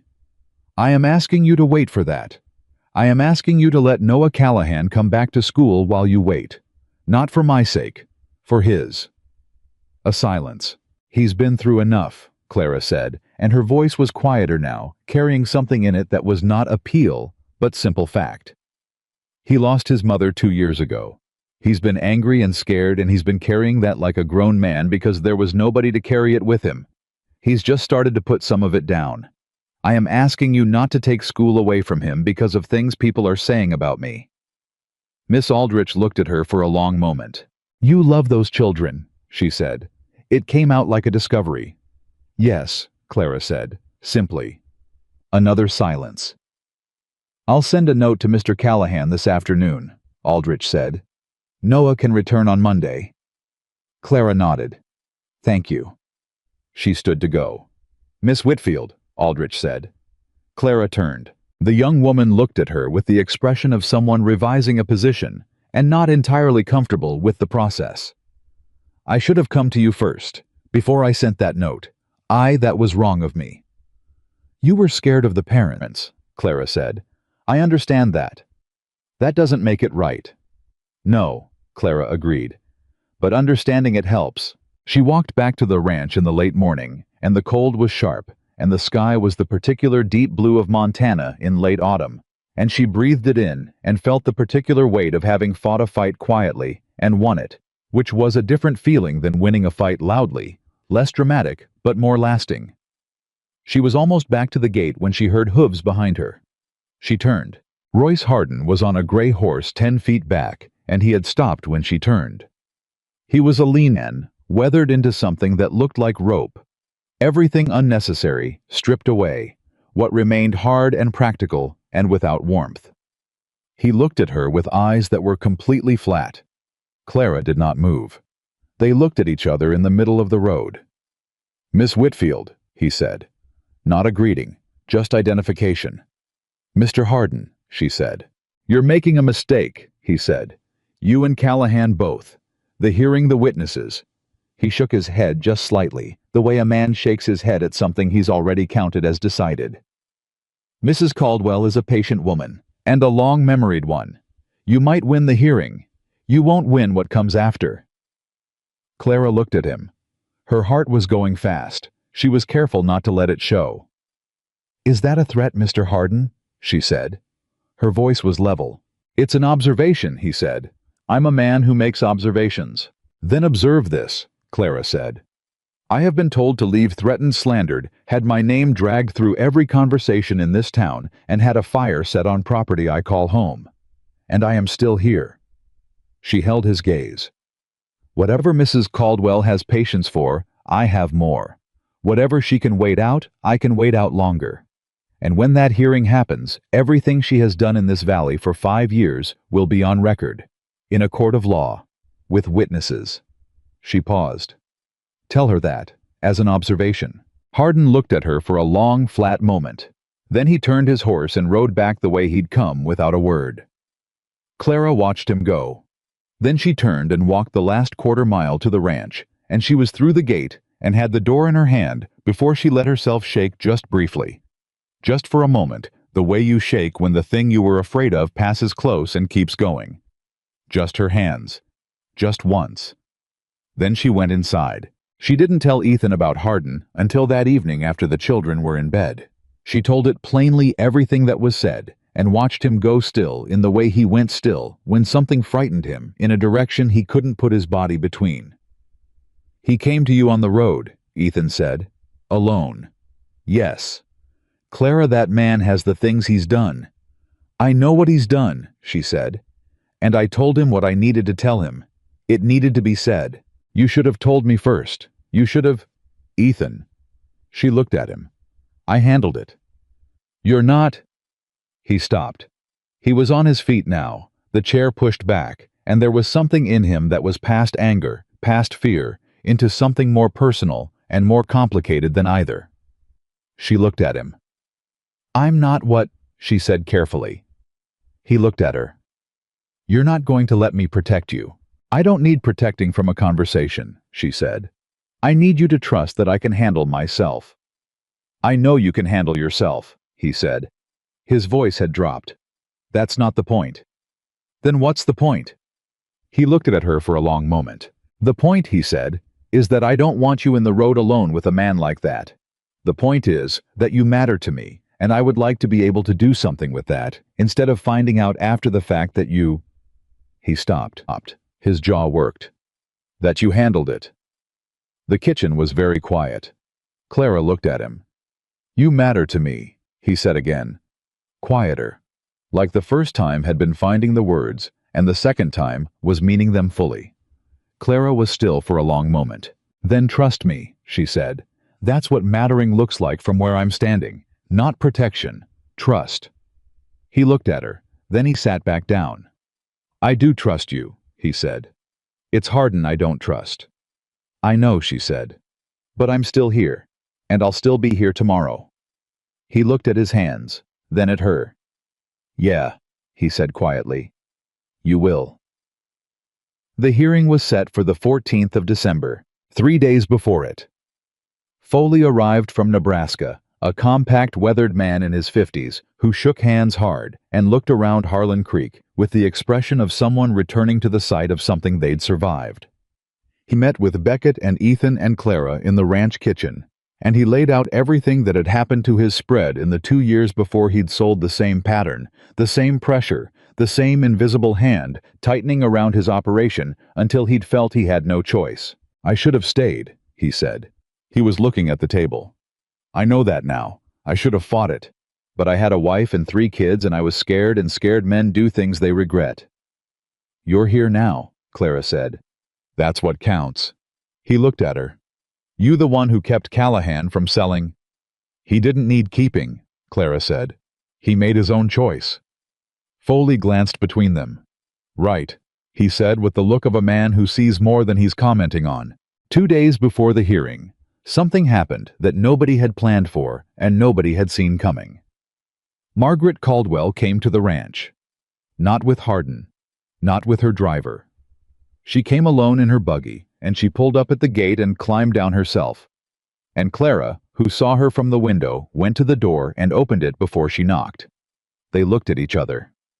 Come in, Clara said. Margaret Caldwell stepped into the hallway of the Callahan house for the first time. She looked around it the way a woman looks at something she expected to be different. Ethan's in the barn, Clara said. I'll get him if you'd like. I came to speak with you, Margaret said. Clara looked at her. All right. They went to the kitchen.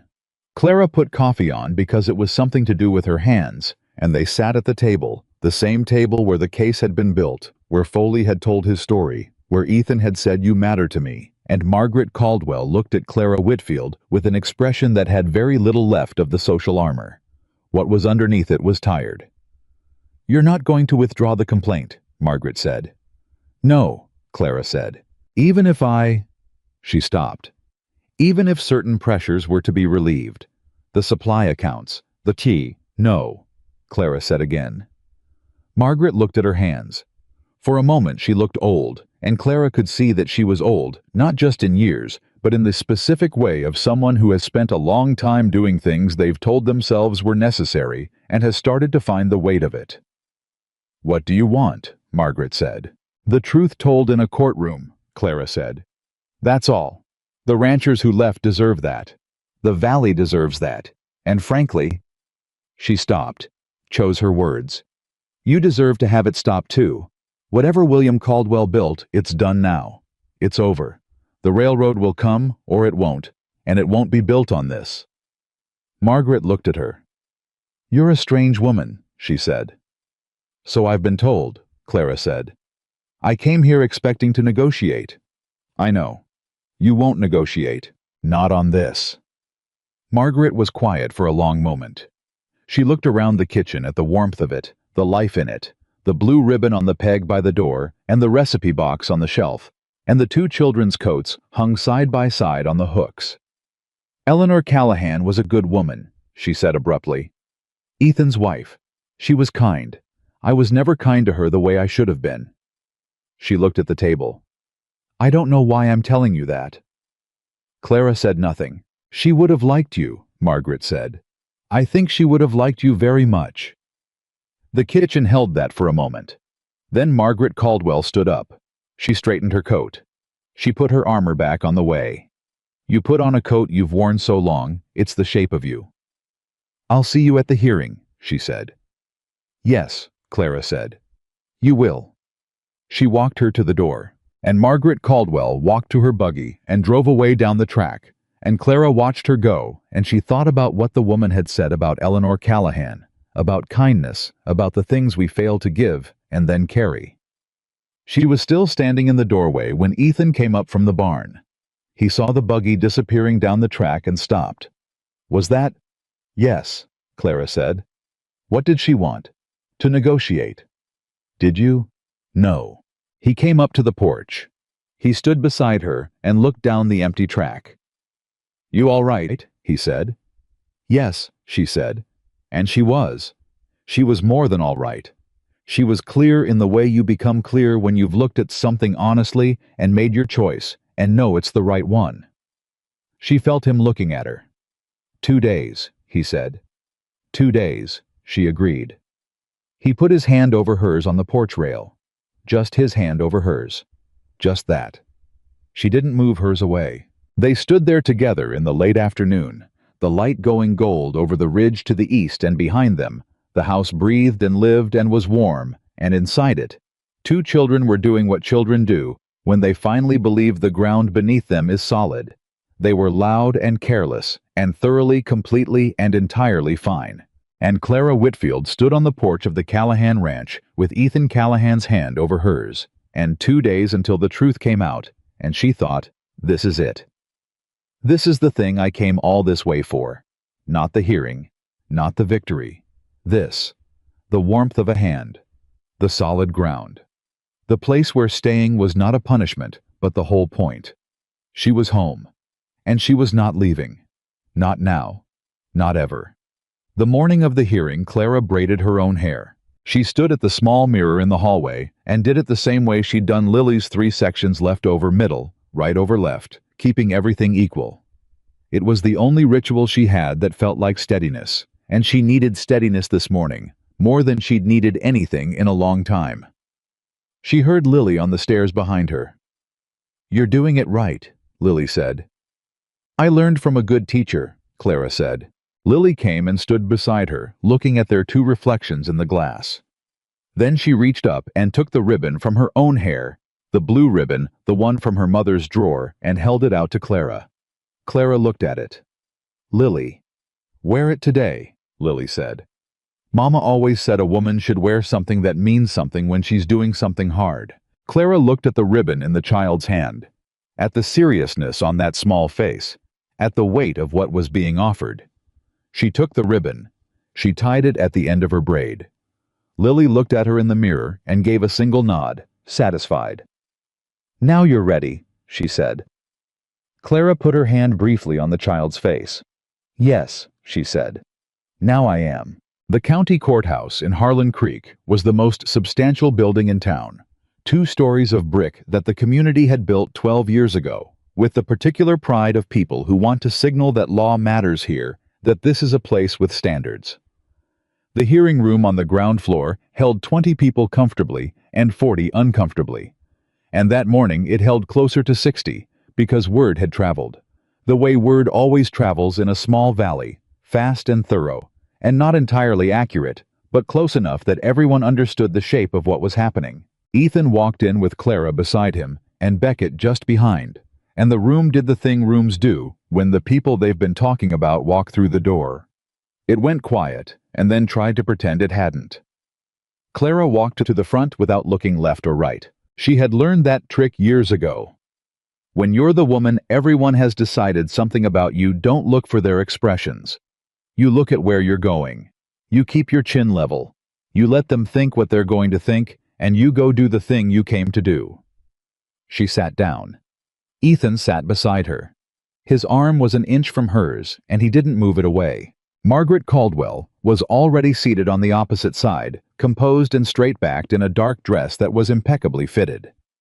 She had a lawyer with her, a man from the county seat named Aldous Marsh, known for being expensive and effective, which told Clara that Margaret was taking this seriously in a way she hadn't initially planned to. Beckett leaned over and said quietly, "Marsh being here is good news."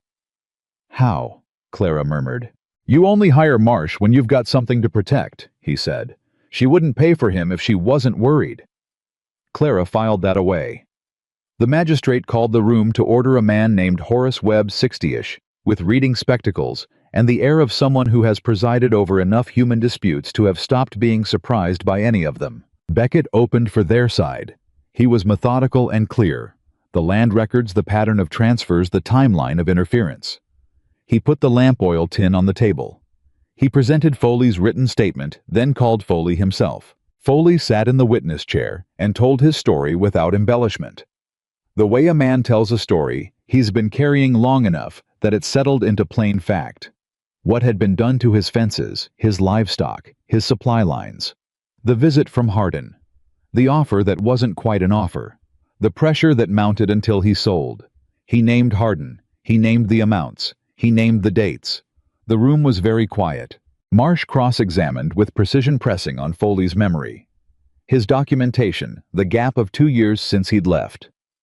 Foley held his ground without getting rattled, because a man who has come from Nebraska specifically to say a thing is a man who has decided to say it all the way. Then Beckett called Gruber. Gruber was visibly uncomfortable, a large man made small by the weight of what he was admitting. He told the room about Hardin's proposition, the finder's fee, what he'd been asked to do, and what he'd refused but hadn't reported. "Why didn't you tell Mr. Callahan at the time?" Beckett asked. Gruber looked at his hands. "I was scared," he said. "Of Hardin. Of Caldwell money. Of what happens to a man who speaks up against people with power in a small town." He paused. "I'm not proud of that." "But you're speaking now," Beckett said. "Yes." "Why now?" Gruber looked up. His eyes went to Clara briefly and honestly. "Because the right thing stopped feeling optional," he said. The room stirred.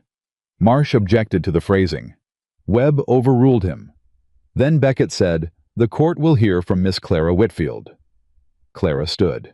She walked to the witness chair and sat down, and she felt the room settle its attention on her like a physical thing.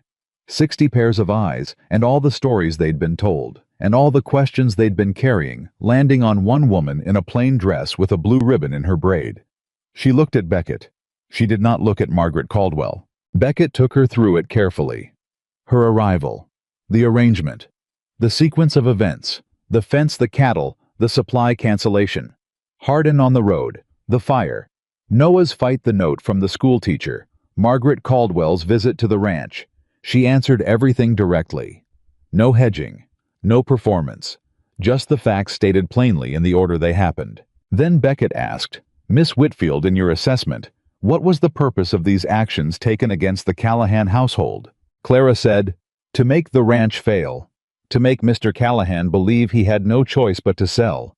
And to use my presence, the questions about my background, the stories about my intentions, as the mechanism to undermine his judgment in the eyes of this community, so that when the pressure became obvious, people would believe it was his own poor decision-making that caused his problems, not deliberate interference. And the target of that land acquisition. The water rights at the tributary junction," Clara said. "Controlling that junction ahead of the railroad survey returning in spring would give one party control of the only viable water access for 80 miles along the proposed route. The financial value of that control would be," she paused, "considerable." The room was so quiet she could hear someone breathing 3 rows back. Then Marsh stood up. How was good? Clara had known he would be good. He came at her from 3 directions: her age, misrepresentation to the agency, her lack of any verifiable history in the territory. The fact that all of her testimony was her word against that of an established and respected landowner. "Miss Whitfield," he said in the tone of a man being patient with someone's confusion. "You arrived in Harlan Creek approximately 8 weeks ago. Is that correct?" "Yes." "You had no prior connection to this community?" "No. No family here, no history here, no standing here." "That's correct." "And yet you've appointed yourself the expert on 8 years of land dealings in this valley." "I haven't appointed myself anything," Clara said. "I stated facts that are documented in the county land records, which Mr. Beckett has presented to this court. The records appointed themselves." A ripple through the room. Marsh's expression tightened very slightly. "You also misrepresented your age to the agency that facilitated your arrangement with Mr. Callahan," he said. "I didn't state my age," Clara said. "That's different from misrepresenting it. A distinction of convenience, a distinction of fact," she said. "I stated my qualifications. Every qualification I stated was true and has been demonstrated over the past 8 weeks. If the court would like to hear from the Callahan children about whether I am capable of the work I said I could do, I'm sure arrangements can be made." Another ripple, louder this time. Webb tapped his gavel once. The room settled. Marsh tried 2 more angles. Clara answered both of them the same way plainly, without emotion, without giving him a foothold. She had spent 12 years dealing with people who underestimated her, and had learned that the most effective response to being underestimated was simply to be exactly as capable as you actually were until the underestimation became untenable. When Marsh sat down, he looked like a man who had gone fishing and come back with less than he'd left with. Then something happened that nobody had planned. Webb looked toward the respondent's table and said, "Mrs. Caldwell, you may address the court if you wish." Margaret Caldwell's lawyer put his hand on her arm. She looked at it. She looked at him. Then she looked at the room. She stood up. Marsh said quietly and urgently, "Margaret." She ignored him. She stood with her hands folded in front of her, and she looked at Webb, and she said in a voice that was steady and utterly without theater, "I will not be contesting the complaint." The room erupted. Webb's gavel came down hard twice. Clara went very still. Ethan beside her at the table reached over and put his hand on her arm, and she put her hand over his without thinking, and neither of them moved. When the room quieted, Webb said, "Mrs. Caldwell, you understand the implications." "I do," she said. She looked briefly at Clara, just once, a look that was not an apology exactly. Margaret Caldwell was not built for apology, but was something adjacent to it, an acknowledgement, a reckoning. "I understand them fully." She sat down. Marsh was saying something in her ear that she was not listening to. Webb took 20 minutes to review the record, and then issued his preliminary finding: interference established damages to be assessed, the Foley transaction to be referred to the county for further review, and a formal injunction preventing any Caldwell entity from initiating contact with any Callahan property or business interest for a period of not less than 3 years. He also said clearly, and for the record, that the testimony of Miss Clara Whitfield had been credible material and decisive. Clara heard those words and felt them land in some deep place that had been waiting a long time to be spoken to. Credible, material, decisive, not unwanted, not wrong, not what we ordered. The room began to move and talk around her, and she sat still in the middle of it for a moment, feeling the particular disorientation of a fight that has been fully real for weeks, suddenly being over the way you feel when you've been bracing against wind and the wind stops. Ethan was beside her. "Clara," he said. She turned to look at him. His face was open in a way she'd only seen it a few times, without the guard, without the bracing, just him looking at her. "It's done," she said. "It's done," he agreed. They looked at each other in the middle of the emptying courtroom, with Beckett shaking hands nearby, and Foley talking to Gruber, and the townspeople flowing past them on all sides. "You did that," Ethan said. "We did that," she said. He shook his head slightly. "No. You saw what it was before any of us did. You held us together while we figured out how to fight it. You testified in front of the whole town when it would have been easier and safer to stay quiet." He paused. I need to say that plainly, so you know I know it. Clara looked at him. All right, she said. I hear you. I keep saying things to you, he said. And you keep saying all right, and I hear you, and not saying the rest of it back. The rest of what? He looked at her with the expression of a man who has just decided to be fully brave about something. You know what? He said. She did know. She'd known for weeks. She'd been careful with it the way you're careful with something you've wanted for a long time and are afraid of breaking by wanting it too directly. Ethan, she said. Clara. We're in the middle of the courthouse, she said. I know where we are, he said. I don't particularly care. She looked at him for a long moment. Then she said, Ask me what you came to ask me. He looked at her hands, then at her face. Stay, he said. Not as the woman I sent for. Not as the arrangement. Not as the housekeeper or the woman who's good with my children, though God knows you are both things. He stopped. Stay as the person you are. Stay because you want to. Stay because this is yours, the ranch, the children, the kitchen with the apple cake recipe on the shelf, because it's yours and you belong to it, and it belongs to you. He paused. Stay because I'm asking you to. Because I want you here. Because I should have said so weeks ago and I'm saying it now. The courthouse was almost empty now. Clara heard her own heartbeat.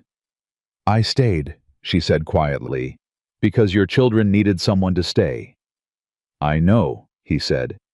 And then I stayed because this house needed someone who knew how to make it a home again. I know that too. And then, she said, I stayed because I wanted to. Because this is the first place in my life where the word stay felt like a gift instead of a sentence. His jaw worked. And now, he said. Now, she said, I stay because there is nowhere else I want to be. He took her hand. Not the careful, tentative gesture of a man testing permission. He took her hand the way a man takes something he's decided to hold on to, and he held it, and she let him. And the empty courthouse held the two of them in the particular silence that follows the moment when something that has been true for a long time is finally said out loud. You were never the wrong woman, he said. No, she said. I wasn't. I was the wrong man, he said. On that platform. I was the wrong man that day. You were a grieving man, she said. That's different. He looked at her. You make it very hard to stay remorseful, he said. Good, she said. Remorse doesn't plant fields or mend fences. Let's be useful instead. He laughed. It was the first time she'd heard him truly laugh. Not the near smile, not the quiet exhale, but a real laugh. Short and surprised and warm. The laugh of a man who has remembered that he is capable of it. It was, she thought, the best sound she had heard in years. They rode back to the ranch in the afternoon, and before the wagon was fully stopped, the front door opened, and Noah and Lily came off the porch at a speed that suggested they had been watching the road for the past 2 hours. Mrs. Holt had been sitting with them, and she stood in the doorway with her arms folded and a look on her face that was trying to be patient and not quite managing it. Noah reached them first. He looked at his father's face, then at Clara's, and read them both with the accuracy of a boy who had spent 2 years learning to read adult faces for information nobody was giving him directly. We won, he said, not a question. We won, Ethan said. Noah absorbed that. His throat moved. He looked at Clara. You testified, he said. I did. Was it bad? It was fine, she said. Marsh tried hard. I've dealt with harder. Noah nodded slowly. Then he did something he had never done, not once in all the weeks Clara had been in this house. He stepped forward and put his arms around her quickly and fiercely and without warning, and held on for exactly 3 seconds before stepping back and looking at the ground with the expression of a boy who has just done something enormous and is pretending he hasn't. Clara stood very still. Okay, Noah said to the ground. Good. That's good then. Yes, Clara said. Her voice was entirely steady, somehow. It is. Lily had been standing slightly behind Noah, with her hands clasped in front of her, and her eyes moving between Clara and her father, and then back again, putting things together with the quiet precision she brought to everything. She looked at their hands. Clara and Ethan were still holding hands from the wagon. Lily looked at this for a moment. Then she looked up at Clara. "Are you going to stay forever now?" she asked. The directness of it, the pure, undefended hope in it went through Clara like something warm and irreversible. She crouched down to the child's level. "Yes," she said. "I am going to stay forever." Lily considered this seriously. "Even when it's cold." "Especially when it's cold," Clara said. "That's when staying matters most." Lily thought about this. Then she reached out and took Clara's free hand in both of hers, the way she'd done at the kitchen table weeks ago when Clara was hurting, and Lily had decided in her 6-year-old wisdom that holding someone's hand was the right response. "Okay," Lily said. Just that. Okay.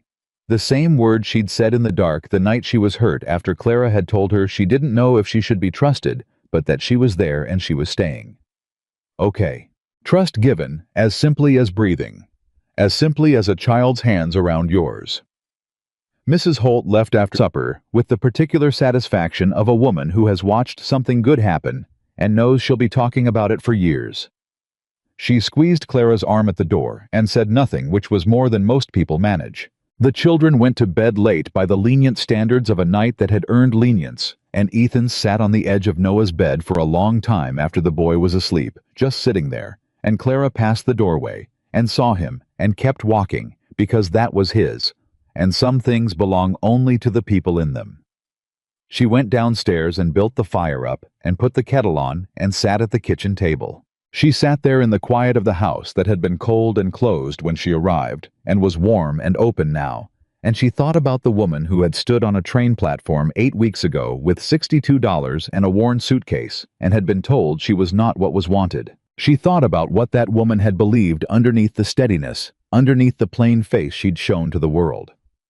That woman had believed quietly, stubbornly in the way of someone who has almost given up believing it, but can't quite let go, that somewhere there was a place that would say yes to her, that somewhere there was ground she could stop on, that somewhere the word stay would mean home instead of obligation. She thought about that woman, and she thought, you made it. You are here. You are exactly here. Ethan came downstairs and found her at the table and sat down across from her, and they had coffee and said very little, and the fire burned and the house breathed around them, and outside the Montana stars were the kind of brilliant that only happens in deep cold, sharp and clear as truth. After a while Ethan said, "Beckett thinks the railroad survey when they come back in spring will confirm the junction point on our land. He thinks the water rights we hold are going to be worth considerably more than they were last month." Clara said. "We'd be able to repair the barn properly, maybe expand the south pasture." He paused. "Maybe hire another hand." She said again. He looked at her across the table. "You're not thinking about the railroad," he said. "No," she admitted. "What are you thinking about?" She looked at her coffee cup, then at him. "Apple cake," she said. "I think we should make it on Sunday, the three of us. Lily can lead." Something moved across his face, warm and unguarded, and entirely his. "Yeah," he said. "I think we should." 3 months later, on a Sunday in March, with the first edge of spring coming through the valley, Harlan Beckett stood in the front room of the Callahan Ranch with a book of law and married Ethan Callahan to Clara Whitfield in front of 2 children, one retired judge, Mrs. Holt, and Clem, who wore his best hat and looked at the ceiling when his eyes got wet. Lily wore the blue ribbon. Noah stood beside his father with his shoulders squared and his chin up and the expression of a boy who has decided finally and completely that the ground beneath him is solid, and the people in his life are real, and the word stay means exactly what it should mean. When Beckett said, "Do you take this woman?" and Ethan said, "I do," and then looked at Clara with everything open on his face. Clara felt the whole long road of it, Missouri and the train and the platform, and the cold words in front of witnesses, and the 8 weeks of proving and fighting and holding on, and choosing every single day to stay. She felt all of it. And then she let it go, because it had brought her here, and here was worth every hard mile of it. And the woman who had stepped off that train with $62 and a worn suitcase And not a single person in the world waiting for her was standing in a warm room with a man who had chosen her and 2 children who had claimed her and a whole life that was entirely, finally, irreversibly hers. "I do," she said. And the woman who arrived as a stranger became the heart of a family that had forgotten how to beat. She was never the woman he ordered. She was the woman who stayed. And staying, choosing it, fighting for it, earning it day by day, with patient hands and steady eyes, and the stubborn, unbreakable belief that she belonged somewhere in this world, turned out to be the bravest and the truest and the most powerful thing she ever did. She was home. She had always been capable of finding it. She just needed someone finally to let her stay.